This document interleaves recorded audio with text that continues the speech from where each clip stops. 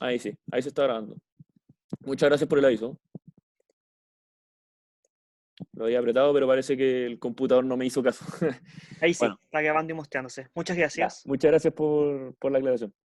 Bueno, entonces, como les decía, en general estos problemas a primera vista pueden parecer un poquito complicados, sobre todo con, por ejemplo, cómo se ve la velocidad en la mezcla, pero si uno hace los supuestos correctos o elige sobre todo bien el volumen de control, el problema puede ser mucho más simple. En este caso, si elegimos el volumen de control como el volumen rojo, el problema es mucho más simplificado de lo que ustedes creen. Entonces, tenemos este problema y tenemos estas tres posibles ecuaciones con las que podemos analizar el problema acá. Si se dan cuenta, no tenemos fuerza en el problema o no nos importan las fuerzas que puedan estar por la entrada o las de salida. Y tampoco nos interesa mucho la energía. No hacen en el enunciado, no hacen alusión a la altura, a las presiones o a las velocidades. Bueno, a las velocidades sí, pero no es el enfoque de la energía. Entonces solamente nos queda analizar con la ecuación de conservación de masa. ¿Ya? Entonces, eh, dado los supuestos que están en la pregunta, que tenemos las velocidades, tenemos también que el flujo era incompresible, por lo tanto el ρ es constante, y el flujo es estacionario. O sea, cuando se refiere a estacionario significa que dentro del volumen de control no se está generando ni perdiendo fluido, sino que todo lo que entra sale. ¿Ya? Entonces, de la ecuación general de conservación de masa, podemos pasar a la siguiente, que sería eliminar la ecuación de la variación de lo que pasa dentro del volumen, y el ρ lo puedo sacar de la ecuación y además pasarlo dividiendo, entonces se elimina. Además, como sabemos del problema, tenemos dos superficies de entrada. El fluido entra por esta área transversal y por esta, y sale por la de acá. Entonces podemos dividir esta integral en otras tres, ¿ya? Una para la superficie de entrada 1, para la superficie de entrada 2 y para la superficie de salida número 3. Y ahora tenemos que determinar qué es lo que va en cada una de estas integrales, ¿no es cierto? Entonces, primero la velocidad. Como ya dijimos, la velocidad la podemos asumir de acuerdo al enunciado como uniforme. Estamos considerando la superficie 1 como la superficie del tubo pequeño, ¿ya? Porque ahí sale que eso es U1. Y la del anillo sería U2. Entonces sabemos que la velocidad es U2, o sea, perdón, U1. Además, tenemos que considerar cuál es la dirección del vector normal n. Este vector al final permite considerar el hecho de si es que algo está entrando o saliendo, ¿ya? Y como está definida esta integral, cuando algo sale del volumen de control, se considera que está en dirección de la normal. Entonces, como está entrando en este caso, por acá, sería -1, ¿no es cierto? Y además tenemos que determinar con respecto a qué vamos a integrar, ¿no es cierto? Este dA, bueno, como son tubos cilíndricos, se transforma simplemente en un R por dr por dθ. Este R se veía en cálculo 3 de dónde salía, pero es necesario para poder realizar al final la integración. Entonces, si es que analizamos, hacemos este mismo análisis, o sea, bueno, si reemplazamos en la integral, llegamos que esto sería la integral final, ¿no es cierto? Tenemos el U1, que sería la velocidad que pasa por este flujo, transformamos el dA en esto, y los límites de integración sería 0 a 2pi, porque sería en cuanto a en todos los ángulos del círculo, y de 0 a d pequeña a medios, porque estamos hablando del tubo pequeño. Si hacemos el análisis para las otras dos integrales, nos queda esto de acá. Sería menos la integral con U1 porque está entrando, menos la integral con U2 porque está entrando, y más la de U3 porque está saliendo. Y todo eso es igual a 0. Entonces puedo simplemente pasar para el otro lado, y como las U son constantes, dijimos que era el problema con velocidades uniformes, también las podemos sacar. ¿Ya? Eh, entonces nos queda que U3 por su integral es igual a U1 por su integral más U2 por su integral. Y esto es una integral de superficie relativamente sencilla, y te queda que cada velocidad está multiplicada por su respectiva área por la que pasa, ¿no es cierto?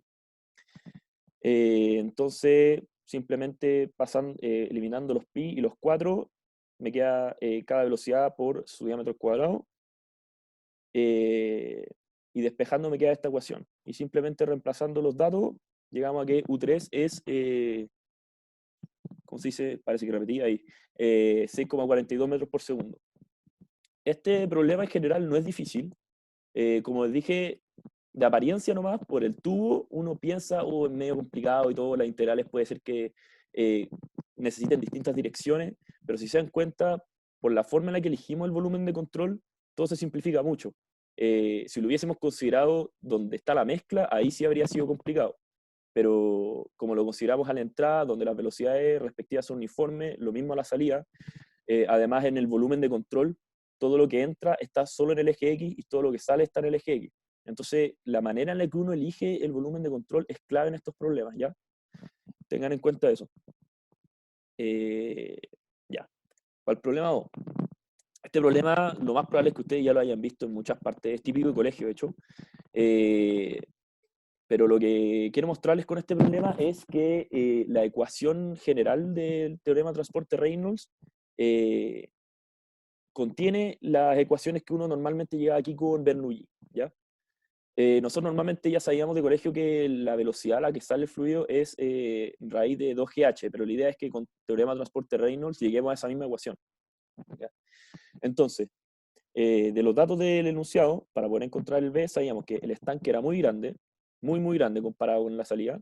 Entonces, lo mismo que decir que el flujo es estacionario, porque es tan grande que la salida de agua casi que no se nota, ¿ya?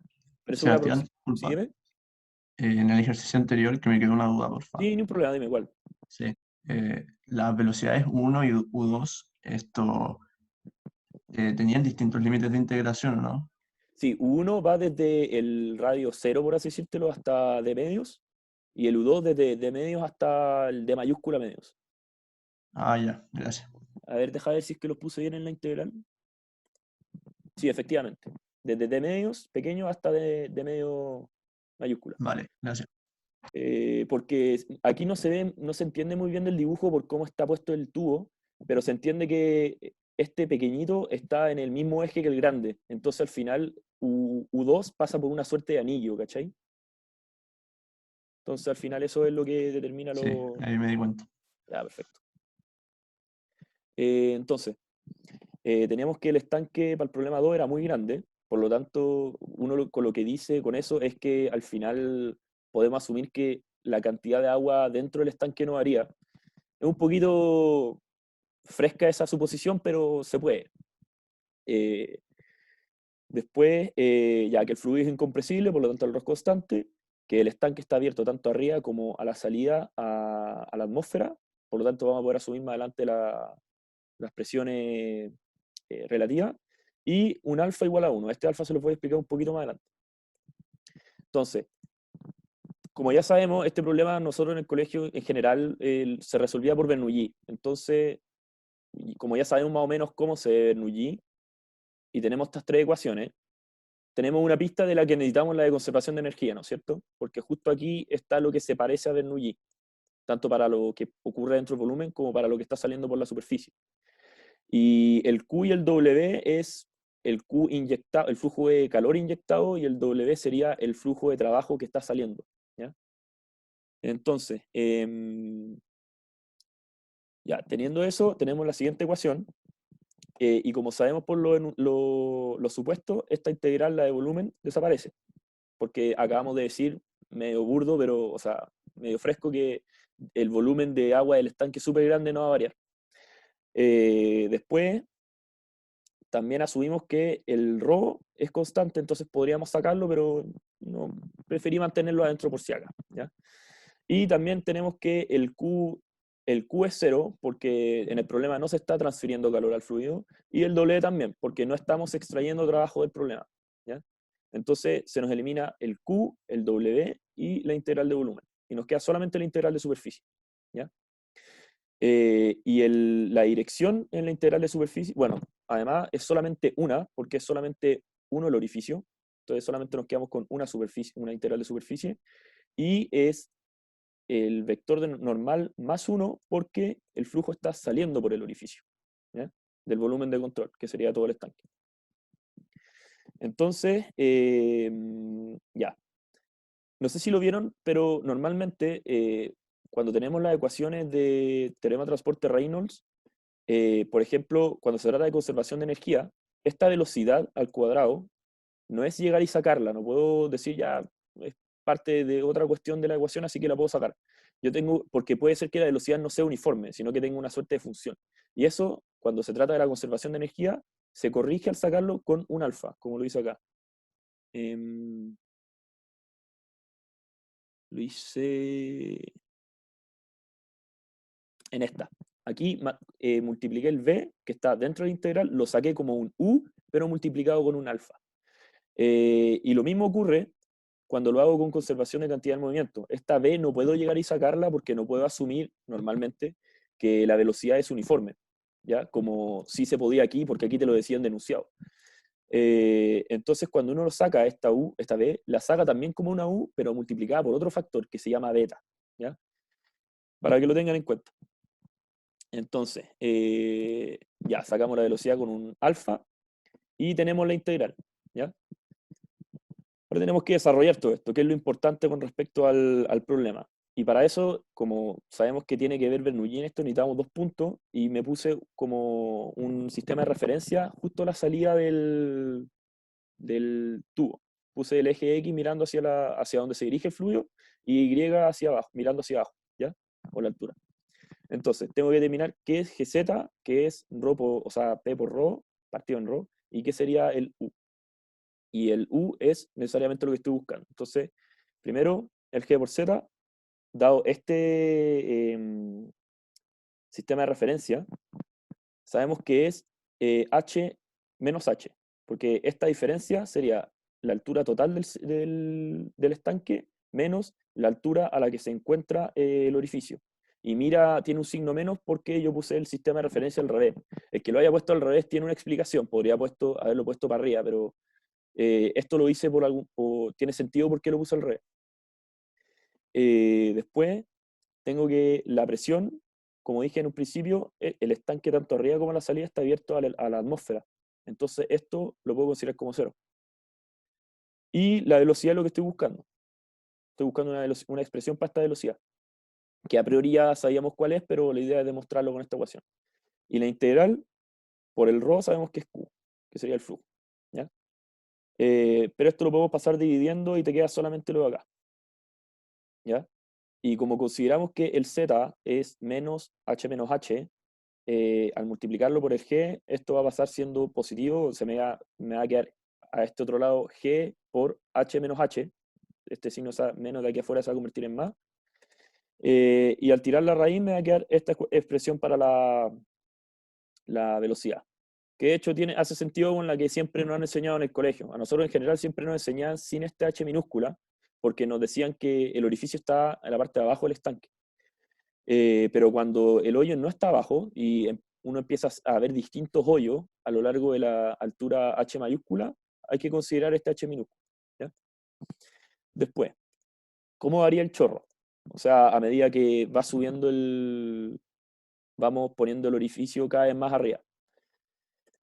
Esto es un poquito de lanzamiento de proyectiles, pero tenemos que ir integrando en cada uno de los ejes. En el caso del eje Y, sabemos que la aceleración en Y es igual a la gravedad. Y como puse el eje Y positivo hacia abajo, me da que la gravedad es positiva, ¿ya? Eso es una de las tantas razones también por la que puse el sistema de referencia mirando abajo. Después, integrando, me queda que la velocidad es g por t más v, ¿ya? Y como sabemos, el v es cero porque la velocidad cuando apenas sale el orificio tiene una componente en el eje x, ¿ya? Entonces v es cero. Y cuando integro de nuevo, podemos conseguir que no está, me queda gt al cuadrado partido en 2 más c, más el vt, pero el vt ya lo eliminamos. Y el c también es cero si lo considero del origen, porque es como si cuando yo en los problemas dejaba caer desde mi mano y ponía el origen de referencia en mi mano. Era como, y medía hacia abajo. Entonces, para que haga sentido, cuando pongo el origen en el orificio, el c también tiene que ser cero. Y esto tiene que decir eje X, ahí sí. En el eje X sé que no tengo aceleración, ¿ya? Si integro una vez, me da que es 0 más una constante b, que sabemos que es igual a la velocidad u, que es con la que sale, y si integro una vez más para saber la posición en el eje X, me da vt más c, ¿ya? El vt, como dije, es u, que sería la velocidad que acabamos de determinar aquí, Y el C, de nuevo, como lo estoy considerando desde el origen, desde justo la salida, también es 0. Entonces, si mezclamos las dos ecuaciones que tenía, que es h es igual a gt cuadrado partido en 2 más x igual a u por t, me da que x es igual a 2 por raíz de h menos h. ¿Ya? Y después yo calculé en 3 puntos específicos que hice encontrar dónde el chorro iba a ser máximo y puse cuando el h es 0,25h y cuando es 0,75 de h. ¿Ya? Entonces, para encontrar primero el máximo, tomo esta función y es cosa de derivarla. Y donde la derivada salga 0 es donde tengo un máximo o un mínimo. En este caso el problema me da un máximo. Eh, entonces, yo saqué el cuadrado y lo puse al lado del x y al derivar me da 2x por la derivada de x es igual a lo de adentro por la derivada del h. Sería 4h menos 4 menos 8h por el de h. Y eso tiene que ser igual a 0. Y eso me da que para que la distancia sea máxima en el eje X, el orificio tiene que estar justo a la mitad de lo que mide todo el estanque. ¿Ya? O sea, h minúscula tiene que ser igual a h mayúscula en medio. Y en el caso de que h minúscula fuera un cuarto de la altura total o 3/4, al reemplazar me da que en los dos casos es 0,866h. ¿Ya?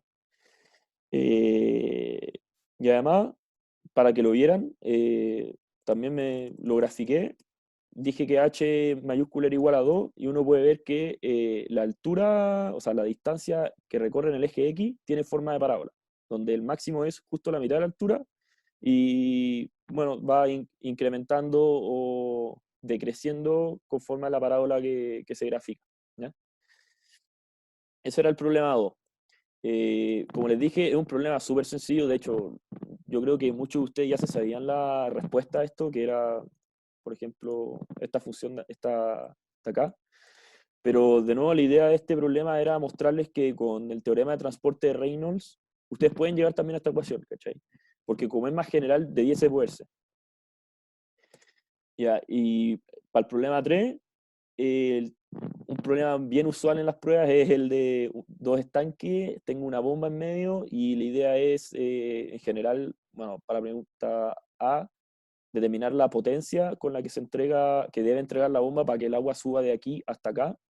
De repente también puede ser al revés, pero esto sería una turbina, o sea, ¿qué energía está sacando la turbina cuando el agua sale de arriba o para abajo? Ahí ojalá, si es que en el momento de la prueba llegan a toparse con un problema de esto, lean bien porque de repente hay gente que ve el problema y en vez de pensar que esto es una bomba, piensa que es turbina o es al revés. Debiese ser turbina, pero la gente considera que es bomba. Y al final hay unas ecuaciones entre medio que cambian dependiendo si es bomba o turbina y pueden tener el problema malo, ¿ya? Así que tengan cuidado cuando lean el problema porque en este caso es una bomba y si lo hubiesen analizado como turbina, habría dado resultados distintos. Entonces, tenemos que los datos y supuestos son primero régimen permanente, o sea que cuando la bomba saca el agua de este estanque y se lo lleva para arriba, nada se está quedando en los tubos. Segundo, que el RO es incompresible. Tercero, que el sistema es adiabático, o sea que la bomba solamente está inyectando Q, o sea, perdón, un W, pero no hay nada con respecto al calor, no está saliendo calor, no está inyectando calor, el calor es cero. No hay pérdida en los codos, ¿ya? Por las singularidades, y de nuevo el alfa es 1, ¿ya? De nuevo, este problema uno también normalmente lo resuelve con Bernoulli, hace normalmente, no sé, Bernoulli entre este punto y este punto, o entre la superficie y bomba. Entonces, de nuevo, uno aquí puede saber, si se, eh, como tener la idea de que para este problema voy a necesitar la ecuación de transporte Reynolds para energía. Hay que determinar la presión en el matómetro P2 y si aumenta el caudal bombeado, ¿cuál sería la sección que presentaría cavitación? Antes de hacer el problema, bueno, a veces, al menos yo, por ejemplo, no sabía muy bien cuando tomé el ramo qué era la cavitación, tenía una idea, pero la cavitación, de acuerdo a lo importante del curso, es la caída de presión del líquido por debajo de la presión de vapor, ¿ya? Y puede provocar erosión a la parte metálica. O sea, no sé, por ejemplo, no sé si han visto a veces funcionar una turbina y esta se empieza a mover muy rápido, se ve como que se generan burbujas, y uno de repente dice, ¿de dónde? Si es que nunca hubo contacto con aire, ¿cachai? Y eso es porque las aspas se mueven tan rápido que generan un cambio de presión muy fuerte y hace que el agua pase a formar vapor de gas, y eso genera estas burbujas, ¿ya? Y esas burbujas pueden generar lo que se ve en la foto de la derecha, que las aspas se erosionen, los tubos por dentro, entre otras cosas. Entonces, ahora continuando con el problema, tenemos esta ecuación. Dijimos entonces que, por un lado, el problema era el régimen permanente, por lo tanto, la integral de volumen se va a ir. Y dijimos que no había, era diabático, por lo tanto, el Q también se va a ir. Y queda esta ecuación. Y al W también le cambié el signo porque en general esta ecuación considera un menos W porque es un trabajo que se extrae, pero en este caso la bomba es un trabajo del que está inyectando. Entonces por eso yo también le cambié el signo, ¿ya? Porque habría sido un menos W, pero esto le habría sido un menos algo, entonces menos con menos me da más. Ya. Y ahora yo tengo que considerar con esta ecuación los puntos que voy a elegir para poder calcular la potencia que tiene que considerar la bomba. Yo personalmente elegí los puntos al punto que le puse como 1, que es la superficie del estanque abajo, y el punto en la superficie del estanque 4, ¿ya? O sea, el estanque 2 yo le puse punto 4, para no enredarme con el T sub 2, el T sub 3, ¿ya? Porque ahí yo tengo hartos datos que conozco. Por ejemplo, conozco en el punto 1 que el Z1 en la superficie es H1, mientras que en la altura en el punto 2 es H1 más H2. Después sé que ambos dos están abiertos a la superficie, por lo tanto ambas son presiones atmosféricas y las puedo no considerarlas. Y por último, las velocidades dentro, o sea, ya en el estanque mismo las puedo considerar como cero, porque el estanque también se considera súper grande. Entonces, en esta ecuación se van a terminar eliminando muchos elementos. Eh, ya. Primero, bueno, el GZ, como dije, va a tener un valor dependiendo de cuál integral estemos hablando, va a ser, el Z va a ser H1 o H1 más H2. Pero en ambas dos podemos eliminar las presiones. Esta se me corre un poquito la fecha, pero esto iría aquí, ahí, y esto iría acá. Ahí sí. Las presiones las podemos eliminar ambas dos porque están abiertos a la superficie, a la atmósfera. Las velocidades también las puedo eliminar porque las desprecio porque los estanques son muy grandes. Y los GZ son los que no elimino porque, como dije, tienen valores distintos de cero. Y además tengo que considerar la componente del n-tongo, que sería el sentido del flujo. Considerando que está yendo del estanque 1 al estanque 4, podríamos decir que el estanque 1 está entrando al volumen de control y en el estanque 4 está saliendo al volumen de control. Por lo tanto, tengo que la primera integral le puse el menos 1 porque está entrando, ahí sale, está siendo introducido. Y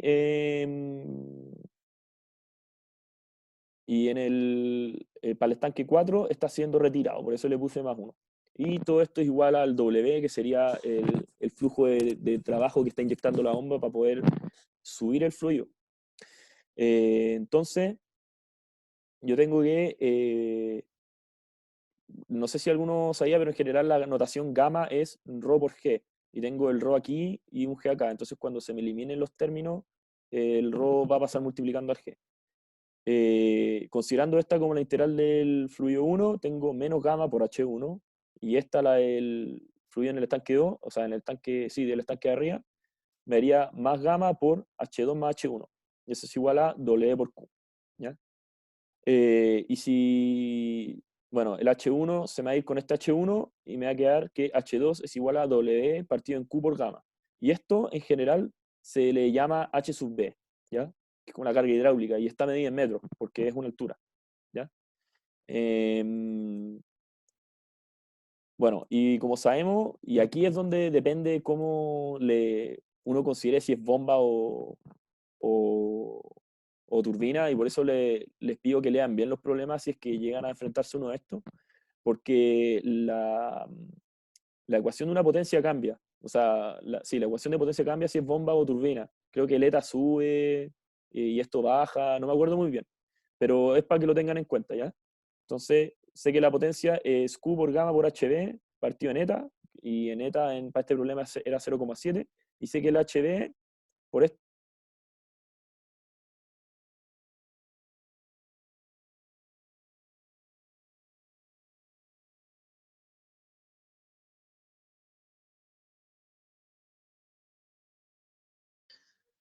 ¿Qué pasó?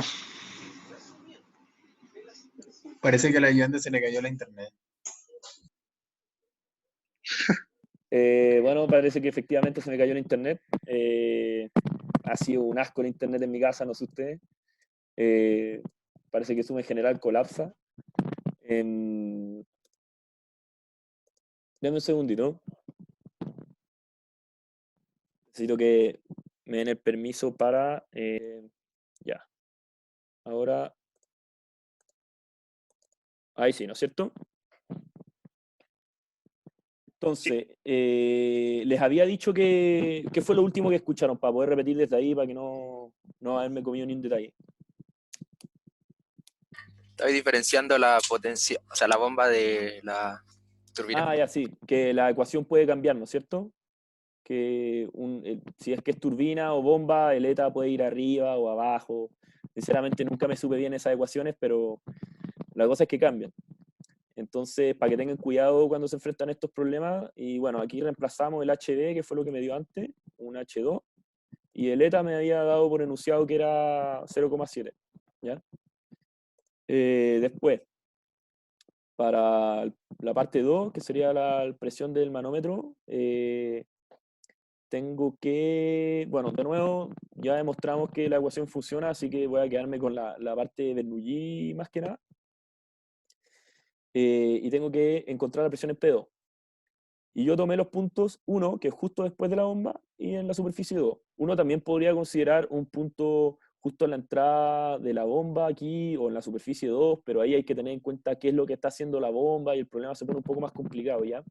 Entonces, cuando me piden calcular presiones, lo recomendable es tomar un punto dentro de la sección que me lo piden, sea antes o después de la bomba, o de la turbina, dependiendo del caso. Y la superficie, porque aquí muchas cosas se eliminan. En este caso, por ejemplo, la velocidad la puedo asumir cero, después la presión atmosférica, como está abierto, también, y solamente me queda la altura, que sería H1 más H2, y para la presión en el punto 2, el Z es el que se me elimina, dado donde puse el sistema de referencia, pero la presión y la velocidad son distintas a cero, ¿ya? Entonces, tomando la ecuación, sé lo que vale Z1 es 0 y estas dos son 0, por lo tanto me queda que la presión partido en gamma, que es lo que busco. Parece que Carl levantó la mano, parece que tiene duda. No sé si es que pueda activar el micrófono. Yo tenía una pregunta que Sí, dime. en en el slide pasado, ¿En ahí este? nunca hay que considerar la presión que hace el agua en el segundo estanque como sobre el tubo. O sea, es que eso sería si es que considerara efectivamente, si es que lo considera aquí, ¿cachai? Ahí tendría que considerar eso, porque tengo agua encima, ¿no es cierto? Pero ahora lo estoy considerando en la superficie. Y justo en la superficie tengo Ya, solamente la presión atmosférica encima. ya, perfecto. Pero efectivamente, si es que hubiese considerado justo la entrada, ahí sí tengo agua encima y la presión debiese haber sido distinta a cero, ¿cachai? Entonces, Oye, yo tengo una pregunta del dibujo, un poquitito. sí, dime. ¿En los estanques esas tres barritas que tiene dentro sirve para asumir que es muy grande? ¿O Estas no tiene barritas, nada que ver? para las que estoy, estas tres de aquí y estas tres de aquí, es como para decir que esa es la superficie. Uno de repente pone un triangulito arriba. Ah, ya, Son ya, como simbologías para lo que es la superficie nomás. ya, vale. Bueno, entonces,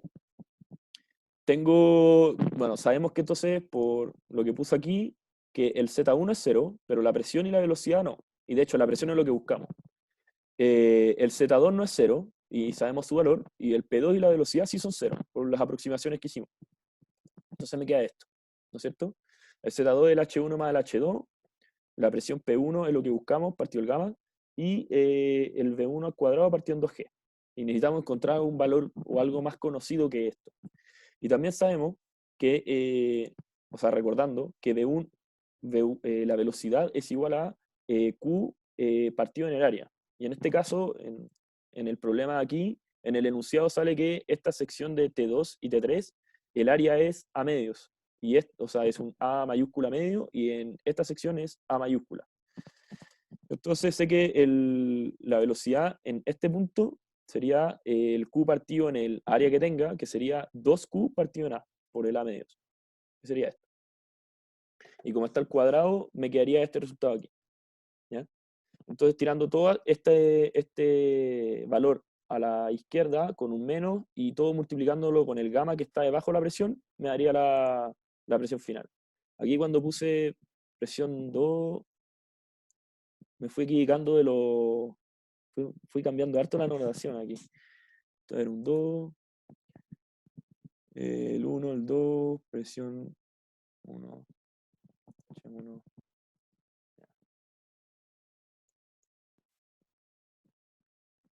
El tubo 2.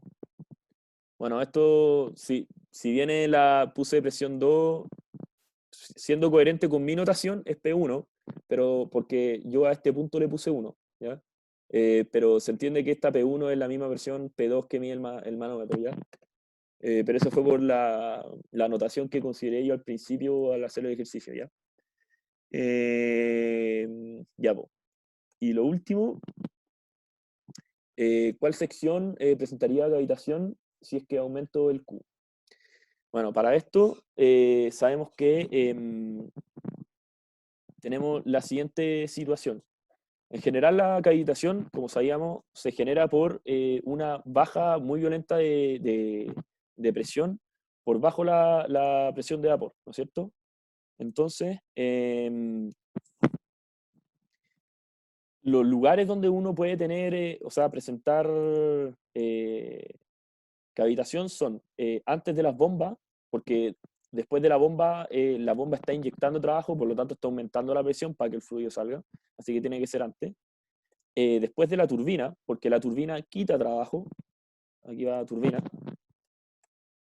quita trabajo, entonces el agua que sigue por el tubo hacia abajo tiene menos presión, y cuando la cota presiométrica es menor a la geométrica, o sea que el P partido en gamma más Z es menor a Z, porque esto significa que el P partido en Z, o sea, el P partido en gamma es menor a 0, si es que pasa el Z para el otro lado, ¿no es cierto?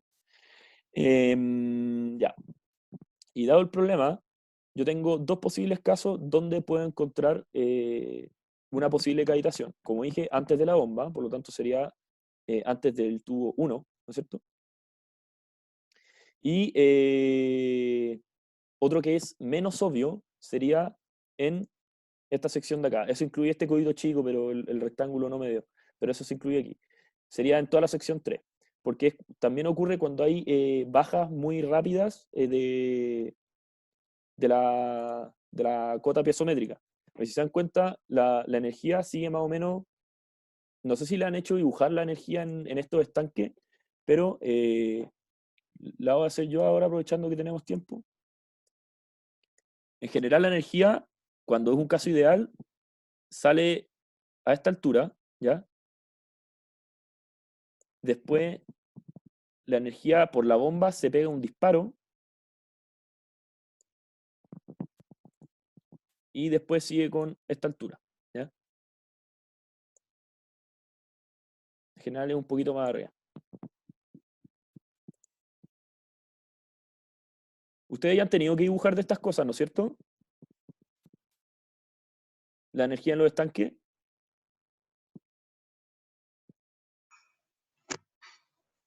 De casualidad, ¿no? Sí, puede ser. Vimos la materia, pero no hemos hecho ejercicio. Sí, Ya. tenemos una noción. Ya, bueno. Bueno, la cuestión es que, como saben, la energía está dada por lo que está aquí. Déjame encontrar una diapositiva. Esto. el Z más la presión más una componente de la altura, una componente de la presión y una componente de la velocidad. Y como sabemos, cuando está en la superficie del estanque, como habíamos dicho, el estanque es muy grande, por lo tanto la velocidad se hace cero, o la aproximamos cero, está abierto a la atmósfera, por lo tanto la presión también la subimos cercana a cero, y solamente tenemos un H. Y entonces la energía, cuando está a la superficie, es igual a la altura que tiene esta superficie. Por eso la línea de energía sale paralela a la superficie, ¿ya? Después la bomba tiene que inyectar la energía para que pueda subir, ¿ya? Y después la cuota, que sería esta considera la suma de la componente en altura, componente en presión y componente en velocidad, llega un poquito más arriba de lo que en verdad está a la altura del estanque, porque aquí viene con una velocidad que de repente aquí se hace cero cuando sale. Entonces al final aquí se pega una bajada cuando sale al tubo, o sea, al estanque, ¿ya? Porque tiene que volver a tener solamente la componente de la altura, porque aquí volvimos a decir que la velocidad es aproximada a la cero, la presión es aproximada a la cero, y solamente tiene la componente de altura que sería H1 más H2. Entonces, por eso, cuando pasa la bomba, o pasa una turbina, al revés, como va con una velocidad, va con más energía dentro del tubo, y cuando sale, se pega esta bajada para poder quedar a la altura del estanque. Si hubiese sido al revés, si la potencia estuviese, ¿cómo se dice? Si esto fuera una turbina, esto sería al revés. Saldría con una velocidad, quedaría acá y como hasta acá, por ejemplo. Y después bajaría aquí. ¿Ya? ¿Prefieren que les deje este dibujo de las líneas de energía o se las borro?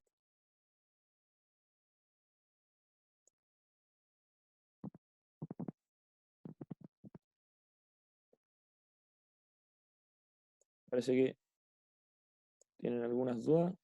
Ah, el profe lo mostró, sí, ya, las voy a dejar entonces. Cualquier cosa igual, si es que tienen dudas con respecto a algo sobre las energías, pueden preguntarme por mail. Igual esto, como ya saben, se va a subir, tanto la grabación como el PowerPoint, así que ahí está todo para ustedes también.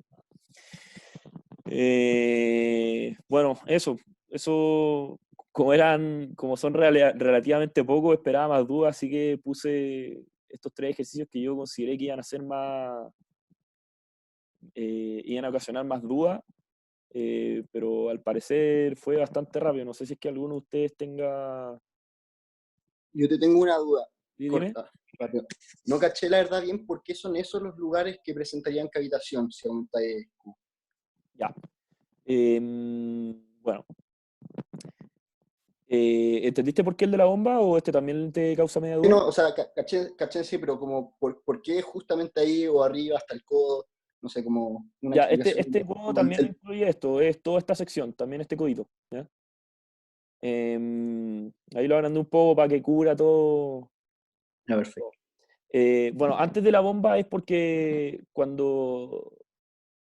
el hecho de que cuando tú inyectáis trabajo en la bomba, antes se está pegando una compresión muy grande. ¿Ya? Y esta bomba además, en general, succiona el agua de aquí. ¿Cachai? El agua obviamente no fluye naturalmente del de abajo al de arriba, de hecho naturalmente va a fluir desde el de arriba al de abajo. Pero la bomba lo que hace es, inyectándole trabajo, succiona esta agua. Entonces bruscamente le quita energía y esto se ve más que nada transformado en un delta, un cambio de presión muy grande. ¿Cachai?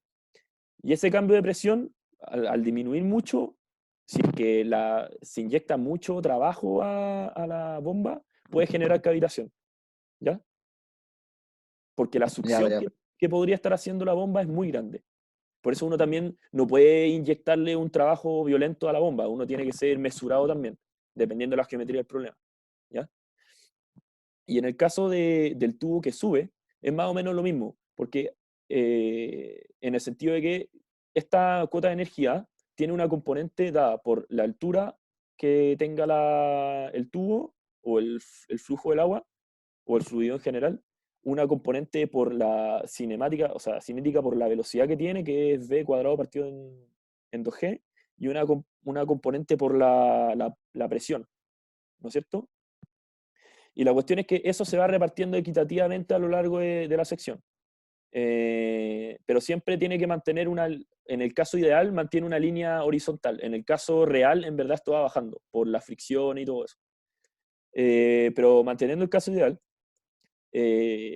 a medida que el tubo sube, como tiene que mantener igual una energía igual a lo largo del trayecto, significa que en proporción la energía que va respecto a la altura, más la energía que va respecto a la presión, más la energía que va con respecto a la velocidad van cambiando, ¿no es cierto? Y no es lineal por el hecho de que la velocidad está al cuadrado. Entonces los cambios son un poquito más engorrosos. Entonces cuando el tubo se pega una subida muy drástica como esta en una distancia horizontal muy pequeña, significa que el delta de la presión es muy repentino además. O sea, el cambio de energías, ¿cachai? Y también eso depende de cuán alto lo lleve. Si es que lo elevo mucho, el estanque también se va a ver reflejado en cavitación. Entonces, hay Ya, un perfecto. juego entre cuánto lo subo y qué tan rápido hago que suba. Y por ejemplo, si el tubo fuera mucho más largo, ¿la cavitación sería a lo largo de todo el tubo o es solo al comienzo o solo en la llegada? Uno dice que es en toda la sección por generalizar en el tubo, ¿ya? Pero tengo entendido que es más probable que mientras más cerca del estanque, más probabilidad de cavitación. Ok, ya, pues, Uno gracias. en general en estos problemas generaliza para la sección. Como sé que todo este tubo que sube y este codito son tubo tipo 3, uno dice ya, todo este tubo tipo 3, ¿cachai? Ya, ya, perfecto. No sé si alguno Bacán, más gracias. tenga otra duda sobre algún problema, el 1 o el 2 quizá, sobre las ecuaciones. Yo te quería pedir un favor, ¿podrías poner las otras líneas del dibujo? O sea, está la energía, poner la de la altura y la otra, no me acuerdo cómo se llama, la pisométrica. Deberían haber dos más, ¿o no? En general, uno pone dos líneas. Una que considera la altura y una que no la considera. Creo que la que considera la altura se llama pesométrica. Y se me olvidaron los nombres, discúlpeme por eso, pero efectivamente uno dibuja otra línea, la voy a hacer al tiro. Déjame cambiarle el color, eso sí. Esta en general uno dice que va más abajo. ¿Ya? Voy a ponerla a este color rojo. ¿Ya?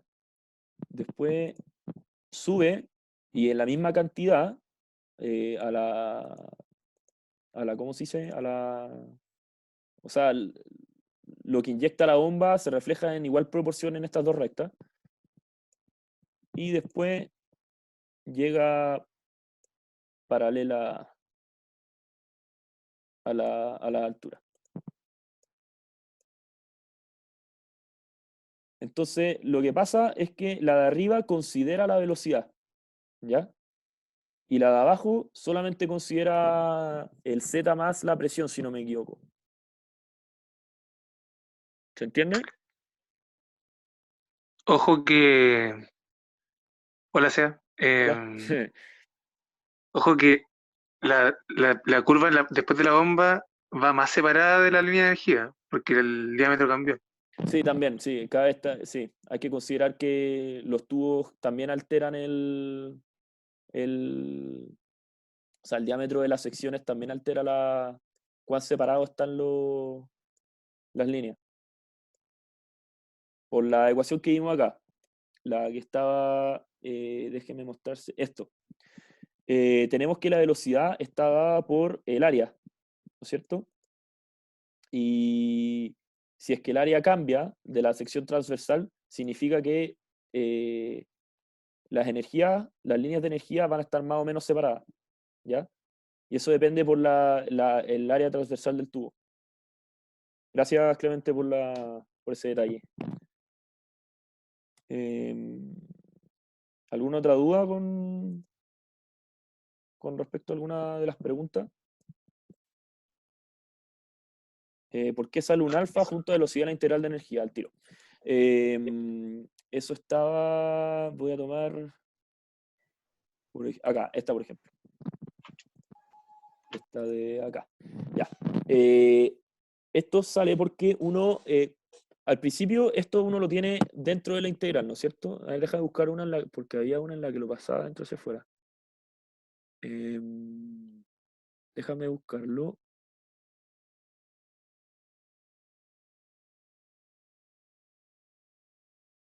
Aquí. Esto en un principio, la energía está dentro de la integral, ¿no es cierto? El problema es que esta velocidad al cuadrado, o la velocidad en general, no es uniforme dentro de toda la sección. No es como, por ejemplo, en este problema se ve, no es como la forma del U3 aquí, ¿ya? Tiene algunos cambios, se ve como el de la mezcla más o menos, ¿ya?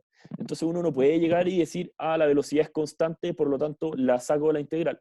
Uno no puede, sería incorrecto decirlo. Entonces uno, eso, para poder decir, ya, lo voy a sacar de la integral como una constante, lo tengo que arreglar primero, ¿ya? Para que, por un factor, ¿ya? Y ese factor, cuando se trata de la energía, cuando lo que estamos usando es el transporte de Reynolds para energía, se llama alfa, ¿ya? Y cuando dicho factor, acá, cuando dicho factor, o cuando la ecuación que estamos utilizando es para la de cantidad de movimiento, ese factor que también se usa se llama beta. Son más o menos parecidos, pero tienen una ligereza que cambian un poco, ¿ya? Pero son factores de arreglo, porque esta velocidad no la puedo llegar y sacar, porque no es constante. En el problema 1 lo hicimos porque en el problema nos decían, las velocidades son uniformes, pero en general no es algo que uno puede llegar y asumir. Es algo que uno tiene que, si quiere hacerlo, decir ya voy a corregirlo por este factor alfa. Y ahí se puede calcular, pero también a veces está tabulado, si es que el régimen laminar es mayor que 1, si es turbulento creo que se puede aproximar a 1 y así. En general el alfa te lo podrían dar o, dependiendo del problema, te podrían hacer calcularlo, ¿ya? Voy a agregar, antes de subir la presentación aquí al lado, cómo es el alfa, para que ustedes puedan saber que es calculable y cómo podrían calcularlo si ustedes quisieran. Pero en general se da, o el problema está para asumir que es igual a 1. Eso. ¿Alguna otra duda?